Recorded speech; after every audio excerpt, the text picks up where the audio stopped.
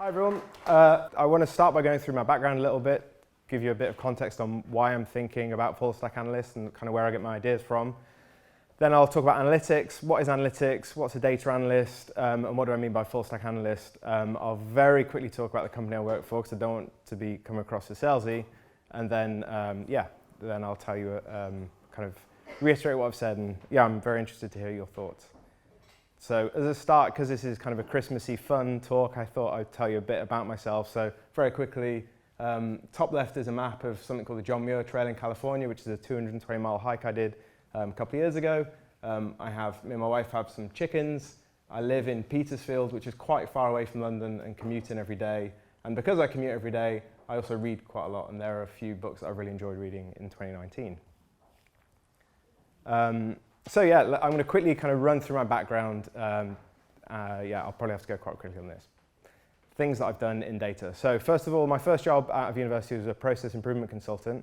I worked in salad factories, cake factories, train manufacturers, and I was just trying to help them think of ways of making, being more efficient basically in their processes.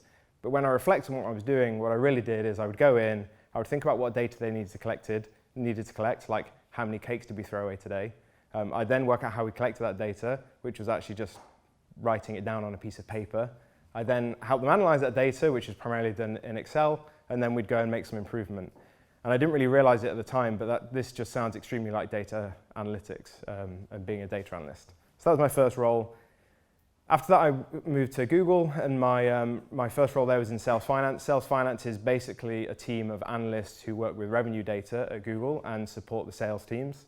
So suddenly I started learning some skills that are starting to become more important. So I was using SQL a lot, started learning a bit of Python. I was working in Excel or Google Sheets a fair amount, and doing plenty of dashboarding. And if I reflect on projects that I think were particularly impactful, one of them was this website called Samir Daily Revenue, which was basically just a daily revenue versus target dashboard, pretty customized to the exact needs of the people that were using it. But when I finished on that team, that was the website that had been visited more than anything else I'd created in the role. Next role at Google was in YouTube finance. Again, about a year and a half there. So really my goal there was like using data to understand how could we fill more of the ad slots on YouTube. Again, lots of SQL, a fair bit of R, so that became kind of trendy at Google about this time. Lots of a tool called DasNav, which was this internal kind of self-serve-ish dashboard tool, kind of like a Looker-ish product. And if I reflect on the projects that were really impactful in that role, one of them was a tool I built called NACE YT Pipe, which was just a sales pipeline report actually in a Google Sheet, just helping people understand how are they doing against their quotas, how are they tracking to plan. And then another tool that I built, NACE Brand Revenue, was again one of these self-serve dashboards, like putting some work into exposing data to all the sales teams that I supported so that they could actually start to kind of think for themselves about how they're doing and what they can do better. Revenue forecasting at Google was a role that I did for about a year and a half. I was forecasting Google Play revenue. R was very much the tool I was using every day there. And the main project was a forecasting library. But really this was the role that I had that I was most least kind of happy with reflecting back. And primarily it's because I didn't really have a business partner. I was doing these forecasts for the CFO, but I wasn't really working closely with anyone in the business, and so I never really knew how I could best help the Google Play team improve. I then became a product analyst, moved into Google Play Music, only did that for half a year, but I was working extremely closely with the product manager, the head of product management for the Google Play Music team. New skill there that I was learning was event logs analysis. So I didn't really know what an event was really before I joined this team.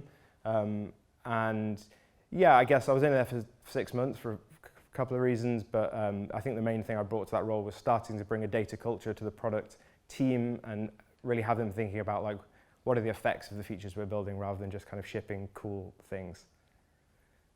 Next role was again product analyst. I moved back to London. I was in California for the last role, moved back to London for the Android Dev Console team. So this is the product that helps Android developers put their apps onto the Play Store. Again, like role to help product managers make good decisions. In terms of skills, I'm kind of starting to move into slightly more senior positions, and so I was having to think about influencing strategy and like how do I persuade engineering managers to like listen to me. Again, SQL was actually really important. We had starting to get much bigger sets of data here, and so R wasn't really going to cut it for a lot of what I needed to do. And yeah, projects again, like data culture, kind of trying to bring that way of thinking to the engineering team, and lots of just like odd and miscellaneous feature analysis projects. My previous role for 2 years was working as a head of data at a tech startup in London called Sphere. So this was kind of a very new experience for me. Google, everything served up on a plate. I've joined this team as basically the first data hire, and they just had a MySQL database. So I had to learn a lot quickly because the things I wanted to do, you can't do in a MySQL database. So the types of skills I was learning now were kind of data infrastructure, how do you set up a data stack, kind of leadership, working with the kind of the C-level, helping them make decisions, team building. I kind of hired 3 analysts and 3 data scientists.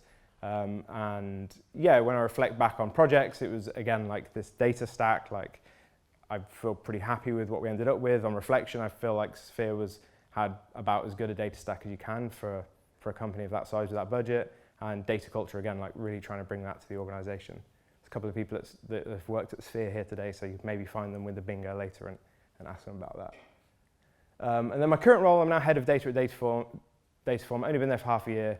And I'm kind of the internal voice of the customer. I'll explain a little bit quickly about Dataform later, but we're building tools for analysts, so I'm like the internal customer at Dataform, making sure that we build really awesome tools for analysts. So now I'm doing like very different things like customer relationship, project management, sales, some content writing, and my main project is to make our customers successful and happy.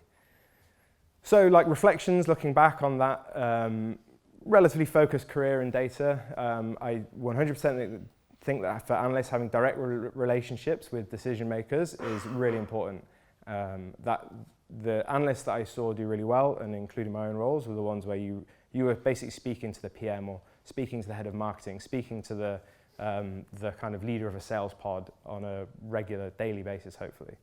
Another thing is that creating data products to operationalize your thinking definitely is the thing that gives you ongoing impact. So as analysts, we're all like super smart. We can create really interesting one-off analyses, but actually making change is often a little bit more, requires a bit more than that. And if you can think of a way to turn your insight into a product that people are using every day, you know, a dashboard obviously counts as a product. There might be other things as well, like, I don't know, a spreadsheet that helps marketing teams allocate budget. If you can kind of create products that are lasting and ongoing, then that really seems to have a lot of impact. And the final thing is, yeah, like the projects that I look back on that were particularly impactful weren't necessarily technically complex. That probably says something about me, but I also think it probably says something a bit more general. But they did require a deep understanding of the available data and the objectives of the team you're working with. So yeah, moving on now, let's talk a bit more generally, like analytics. For me, this definition works pretty well. Analytics is using data to improve decision making. That pretty well describes what I would say I've been doing for the last 10 years. But it's really hard, and I think there's a few things that make it hard. First of all, data is and always will be messy. It's unstructured, there are gaps, there are things that are just wrong. I don't think we'll ever get away from that. Another thing is data can't always be trusted. So I'm sure everyone here knows what Simpson's paradox is. A lot of people that haven't even worked with data have heard the phrase correlation versus causation. So there are lots of ways in which data will just catch you out. And we, as analysts, we always need to be kind of on our guard. Another thing is the types of teams that we're all working with, they generally want to make decisions quickly. They don't want the perfect answer. They want to know something that they can act upon by the end of the day or like yesterday. And finally, I think definitely in my career as an analyst, like everyone wants your time. I think we're a resource that everyone wants to be talking to almost every day. And so whilst that's an awesome position to be in for lots of reasons, it also does make being an analyst hard. So the role of a data analyst, as opposed to kind of analytics in the more general sense, is finding opportunities to improve decision-making with data.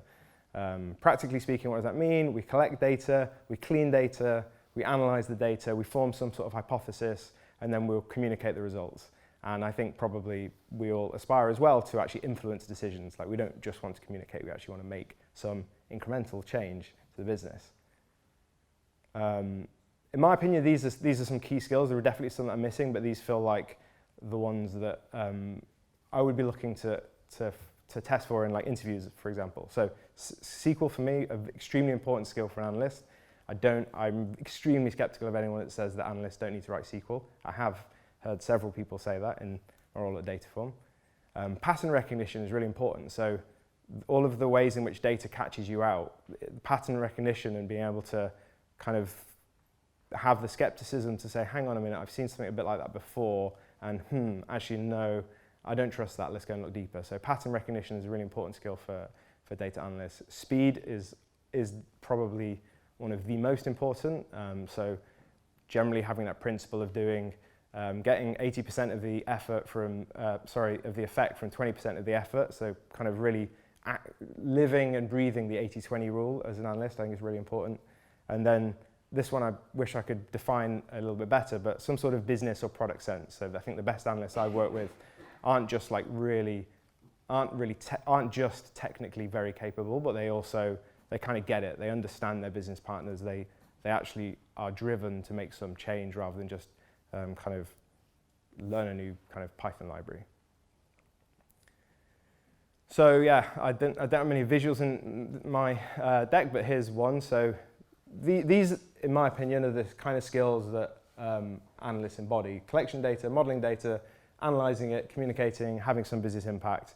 And the best analysts I've seen do all of this. It's the analyst that can go all the way from data collection through the entire stack to actually having that impact and being in rooms with C-levels or kind of senior managers or VPs and actually making sure that the business impact happens.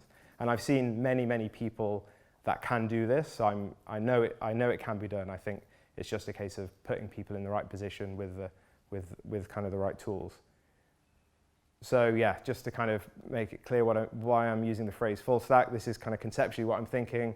Data collection, data modeling is kind of like back-end engineering. It's the stuff that people don't see, but it's obviously really important. It's the foundation on which analytics is built. Front-end, maybe analysis could be considered back-end, but taking that foundation upon which your data is created and actually creating something that people can see and interact with and understand. And then I think there's maybe this interesting parallel, like I think analysts are even more full stack than engineers in that we're like PMs. We work with our end users every day, we understand their needs, and it's through understanding them that we get great ideas on what we can do next. Gone the wrong way. So why is full stack? So yeah, in reflection, I think the best analysts I've worked with are full stack analysts. But if I kind of pause and think about it, I think these are the reasons why it works really well. The first one is that full stack analysts are autonomous. They're capable of, they kind of own their own destiny. They don't need to rely on other teams to kind of create a data set for them, or they don't need to rely on a manager to go and kind of communicate results with someone else. They can actually do the whole thing themselves, and that allows them to work super quickly because they have an idea in the morning, they can actually go and act upon it throughout the day, and by the end of the day, they can be talking to the right person and starting to make some change. So given that we think that analysts are kind of short on time and speed is important, that autonomy is a really important outcome of being full stack. I think the depth of knowledge of having that entire kind of workflow or way of working in your mind is really important. So from a pattern recognition point of view, the more of the entire data stack you've seen, the more likelihood that you will spot something and it will kind of catch your eye, and you might see someone presenting a report and you'll think, hang on a minute, I was looking at how that data was collected yesterday and I remember seeing something dodgy. I'm going to go and look deeper into that. So having that depth of knowledge helps you with pattern recognition. It also helps you understand what's possible. So if you understand all of the data that your entire company is collecting, or you at least understand the kind of technical aspects of it, when a business partner comes to you and asks you, oh, can you help me do this, understand this question, you have a much better chance of knowing, yeah, we can do that, or no, that's like literally impossible because of this thing. And I think, again, like depth of knowledge, having that pattern recognition, understanding everything fully, just helps analysts be a bit more creative. They can really think inside realms of possibility, but outside of the box. And then another thing is, I think, like you should be full stack because you can. Like specializing is a is a great technique for solving some problems, but like one person being able to do all of this, which is very much possible, like, yeah, that sounds way more fun.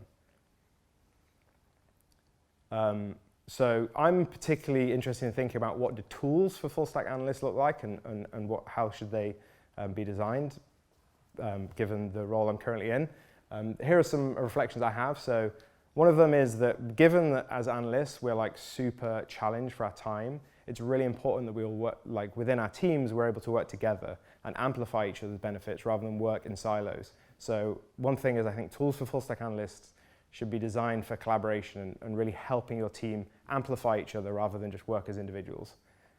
Another one is I think they should be code-based. Like analysts are by nature technical, and when they're given the ability to kind of just write code, they can move much faster. Like you wouldn't ask software engineers to not use code to get their job done. And I think similarly you shouldn't for analysts.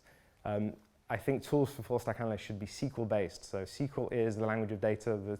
I know this is like perhaps somewhat controversial, like with Python and Spark and a few other technologies, but from what I've seen with the technologies that currently exist, SQL is the right language for interacting with data, and I don't see that changing anytime soon.